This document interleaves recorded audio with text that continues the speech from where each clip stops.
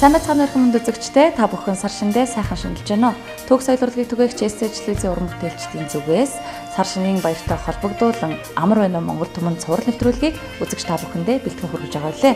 Ингээд өнөөдрийнхөө дугаарыг бид бүхэн Бүгд найрамдах Солонгос улсын элчин сайдын яам дээрээс эхлүүлэг хүргэж байна. Ингээд өнөөдрийн дугаарын зочноор Бүгд найрамдах Солонгос улсаас Монгол улсад төлөөлөн суугаа онц бөгөөд бүрхэн ирэхэд элчин сайд уусан оролцож байна. Ингээд танд энэ өдрийн мэндийг хүргэе. Сар шин сайхан шинжилж байна уу? 안녕하십니까. Сайн байна уу? Өнөөдрийнхөө манай элчин сайдын яамд хүрэлцэн ирсэн баярлалаа. Монголын үндэсний их баяр наадмаар цагаан сараар тохиолдуулж уулзж байгаа учраас Монгол ёсоо тантай эхлээд тамхилъя. 감사합니다. 다른 답다 сайхан үлжиж байна уу? 예, 저희 되게 잘 지냈고 그다음에 특히 이 Монгол тавтай сайхан үйлжиж байна. Энд ирээд хөөрөг зөрүүлэн мэдлэх Монголын сайхан уламжлалыг мэдэж авсандаа баяртай байдаг. Тэгэхээр эрхэм сайд та бидний урилгыг одоо хүлээн авч өнөөдөр энд уулзаж байгаад манай телевизийн хамт олонны зүгээс нийт үзэгчдийнхээ өмнөөс баярлж талархаж байна. 오늘 이렇게 SCH TV 프로그램을 통해서 Монголын үндэсний уламжлалт цагаан сарын баяраар Монголын ард иргэдэд сар шинийн мэд хүргэх болцоог олгож байгаа та бүхэнд талархаж байна. 주어져서 또 그러한 기회를 저한테 주셔서 대단히 감사합니다. За тэгэхээр Монгол Солонгос хоёр орн бол одоо эрт дээр үеэс холбоотой өөхтөх харилцаа Азийн ийм сайхан орнууд байгаа. За сүүлийн үед бол одоо манай хоёр орны харилцаа улам өргөжин дэлгэж байна. Тэгээд энэ үйлсэд одоо бас залгамжилж ажлын үргэлжлүүлж байгаа ноён элчин сайд таны хувьд өнгөрсөн 2016 онд энэ хоёр орны хооронд харилцаа ямар шатанд явж байна? Ямар гол үйл явдлууд болов? Энэ талаар бас манай үзэгчид танилцуулахгүй юу? 먼저 그 한국과 몽골 양국 Монгол Солонгос хоёр улсын харилцаа өргөжин дэвжиж байгаад Солонгос улсаас Монгол улсад зугаа элчин сайдын хувьд нэн баяртай байна.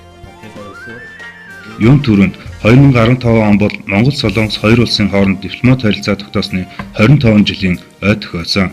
Энэхүү ойн баярыг тохиолдуулан манай элчин сайдын яам болон Монгол улсаас Солонгос улсад зугаа элчин сайдын яамнаас соёлын олон арга хэмжээг зохион байгуулсан билээ.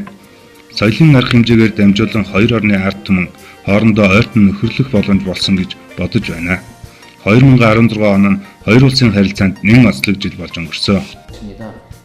그동안 25년 동안 2016 оны 5 дугаар сард Монгол улсын ерөнхийлөгч Цагаагийн элбэгдөрч Солонгос улсад Солонгос улсын ерөнхийлөгч Пак Гинхэ Асемийн дээд түвшний уулзалтыг тохиолдуулан 7 дугаар сард Монгол улсад альжил хийжээ. Хоёр орны дээд түвшний харилцан альчлалаас гадна манай элчин сайдын яам өнгөрсөн энэхүү шин байранда нүүж орсон. Өнгөрсөн 25 жилийн турш элчин сайдын яамны байраа түрээслэж ашиглаж байсан бол өнгөрсөн жил өөрсдийнсэн байртай болсон юм а. Та бүхэн манай шинэ байрны гадна цогрыг анзаарсан байхаа. Солонгос үндэсний цайны аягны хэлбэртэй. Солонгост айл гэрт зочин ирвэл аягтай цай барьж зочилдог учраас элчин сайдын яамд ирсэн зочныг халуун дотноор огтож авна гэсэн утга агуулгатай юм а. Өнгөрсөн жил болж өнгөрсөн хоёр улсын төрийн тэргүүн нарын айлчлал элчин сайдын яамны шинэ байрны нээлт гэх мэт эдгээр үйл ажиллагаагаар дамжуулаад Монголын ард түмэнд илүү ойр дотн байна гэдэгт итгэж байна. 더욱더 가까이 다가설 수 있을 것으로 생각이 듭니다. Монгол Солонгос хоёр улсын хооронд өнгөрсөн бичин жилд маш олон сайхан ажлууд амжилттай одоо зохион байгуулагдаж өрнөж ингээд өнгөрсөн байна. Тэгэхээр ирж буй дахиад жилд өөрөөр хэлбэл одоо энэ жилд тийм ээ Солонгос улсын элчин сайдын яам болоод за Солонгос улсын засгийн газрын зүгээс манай улстай хэрхэн хамтран ажиллахаар төлөвлөж байгаа вэ? Энэ талаарх бас зах ярилцлагыг өрнүүлэе гэж бодож байна. 그 2017년에 양국 관계 2017 онд Монгол Солонгос хоёр улсын харилцааг хөгжүүлэх чухал ажлууд хэрэгжинэ. Түүний нэг нь Монгол улс Солонгос улсын хооронд эдийн засгийн түншлэлийн хилцээр байгуулах хамтарсан судалгаа эхлээд явж байна. Бидний төлөвлөж байгаагаар тус хамтарсан судалгааны ажил энэ жилдээ амжилттай дуусвал эх жил ихэд эдийн засгийн түншлэлийн хилцээрийг байгуулах боломжтой болох юм а. Хилцээр байгуулагдсанаар хоёр улсын худалдаа, хөрөнгө оруулалтад тулгардаг саад бэрхшээлийг арилгаж, харилцаа, хамтын ажиллагааны олон төсөл ажлууд хэрэгжих боломжтой. Мөн манай элчин сайдын яамнаас иргэд хоорондын харилцааг өргөжүүлэхийн тулд олон хөтөлбөр, арга хэмжээг зохион байгуулах болно. Хоёр улсын засгийн газар хоорондын хэлэлцээний үр дүн болох Улаанбаатар хот дэх ИТ Жум эмчийн дурсгал зориулсан цэцэрлэг түрээлэн Солонгос таниуд Солонгосын олон хүмүүс Монголыг зорж ирэхэд сурталчлах болно. Үүнээс гадна соёлын болон олон нийтийн дипломат үйл ажиллагааг явуулсаар байх болно. 그런 노력을 계속해 나갈 것입니다. Яг нодлон өнгөрсөн жил Тавд ноёр бас ингэж уулзаж байлаа. За энэ жил танах их өрмөц шийдвэр сайхан элчин сайдын яамны барилгатай болсон маань. За энд баяр хүргэе. Солонгос Монгол хоёр байна шүү дээ. Ерөөсөө соёлын талаар, эдийн засгийн талаар, улс төрийн талаар маш их ойртож ажиллаж байгаа ийм хоёр орн. Тэгээд та бол одоо ирээд энд одоо бараг 2 жил болж их байх. Тэгэхээр зэрэг Монгол оронтой ер нь хэр зэрэг танилцж байна, хөдөөгөөдөө хэр явж байна, Монголын соёл урлагаас суралцж байна уу, дуу сурч байна уу, нодон танад нэг дуу эргэжил бол дуу аялж өгнө гэж амлсан санагдах юм. Тэр одоо энийг биелүүлэх боломжтой та нар Монгол дуу аялахгүй юу?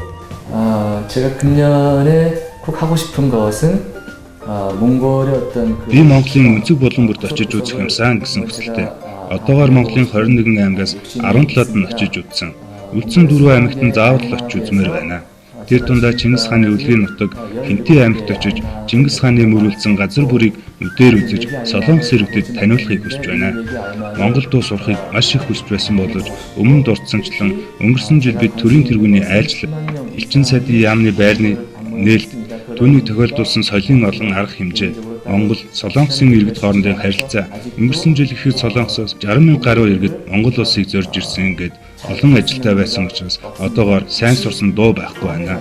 Дараа та бүхэнтэй дахин уулзахдаа заавал Монгол дуу сурсан байх болно. 불러드리는 그러한 시도를 한번 하도록 하겠습니다. Төрөөжлийн ярилцлаган дээр та яг Монгол дуунуудаас төрийн дуулалт хамгийн их дуртай гэж тэгжсэн. Тэгвэл энэ жил магадгүй тэр дуунаас гадна өөр сурч амжаагүй ч гэсэн сонсхийг хүсдэг дуунууд нэмэгдсэн баха гэж бодож байна. 제가 여러 가지 행사에 다니다 보면은 Монголд ирээд олон арга хэмжээ уулзалтанд очиод монголчууд дуу маш сайн дуулдаг хүмүүс юм а гэдгийг мэдэж авсан. Солонгосчууд бол караокед очиж үгийг нь л харахгүй бол дуу дуулахад хэцүү шүү дээ. Монгол Солонгос дуу аялгын хүг ойролцоо адил мэдрэгдэг. Дууны хувьд бол би сайн сураад дараа уулзахдаа дуулж үзүүлье. 시도를 하도록 하겠습니다. За баярлалаа. Тэгэхээр Монголын одоо маш олон сайхан үгнүүдийг бол мэдээж та энд сууж ажиллаж одоо энд ажиллаж амьдарч байгаа хүний хувьд бол одоо сурж байгаа, сонсож байгаа. Тэгэхээр Монгол үгнүүд дундаас таны хувьд хамгийн сайхан санагддаг тийм одоо бэлэг дэмбэрэлтэй сайхан санагддаг үг ямар үг байдаг вэ? 지금 곧 이제 차장사를 이제 맞이하시게 Одоо удахгүй Монголын сар шинийн баяр болох гэж байна. Манай Солонгос цагаан сараар шинэ ондоо аз жаргалаар дүүрэн байгаарай гэж мэдчлэн ирээдэг. Тиймээс би Монголын ард иргэд та бүхэнд монгол хэлээр сар шинийн мэнд дэвшүүлээ. 신어른인 랜드프로기 그래서 제가 인사를 드리고 싶습니다. Бид бүхний урилгыг хүлээн авч манай дэлгэцээр үзэгчдтэй маань учран залгасан танд маш их баярлалаа. Ингээд одоо ирж би дахиад жилдээ таны болоод танай хамт олонны ажил үйлсээс улам өргөжөнд тэлж хоёр орны одоо засгийн газар хоорондын одоо хийх бүтээхийг зорж байгаа ажлууд бас улам сайхан өргөжөнд дэлгэрээсэй гэсэн ерөөлийг өргөж байна. Ингээд нэвтрүүлгийн төгсгөлд бас манай үзэгчдэд хандаад сар шинийн сайхан мэдлэгийг дэвшүүлэхгүй юу? 지금 몽골 경제가 많이 Одоогоор Монгол улсын эдийн засгийн байдал хүнд байна. Олон улсын валютын сангийн төлөөлөгчид Монгол улсын засгийн газартай хэлэлцээ хийж буй тухай мэдээ бид авч байгаа. Солонгос төвлийн хүйтэн өнгөрч өрн хавар ирнэ гэсэн зүрэг байдаг. Монголд одоо хүйтэн үйл болж байгаа бол удахгүй дулаахан сайхан хаврын үлрэл ирнэ. Монголчууд хүйтэн өвлийг даван гардаг туршлагатай. Мөн урд Монголын эзэнт гүрнийг байгуулж байсан улс. Одоогийн энэхүү хүнд хэцүү бэрхшээлийг даван гарах бүрэн нөөц болцоо байгаа гэдэг итгэлтэй байна. Монгол улсын засгийн газар Монголын ард түмэн сэтгэл зүрхээрээ нэгдэн одоогийн хүнд хэцүү нөхцөл байдлыг хурдан даван гарч Монголын эдийн засаг сэргэн хөгжихийг хүсэн өрөөё. Монгол Солонгос хоёр улсын харилцаа өргөжин дэвчид бид хичээж ажиллах болно. Баярлалаа. 발전해 나갈 수 있도록 저희도 많은 노력을 하겠습니다. Хоёр орны найрамдал хамтын ажиллагааг өгчүүлэхийн нарийн үйлстэй улам их амжилт гаргахыг танаас хүсье. Ингээд энэ дахиад жилдээ танд болон Солонгосын ард түмэнд эрүүлэн хөгжил цэцгэлд аж жаргалыг хүсье. Баярлалаа.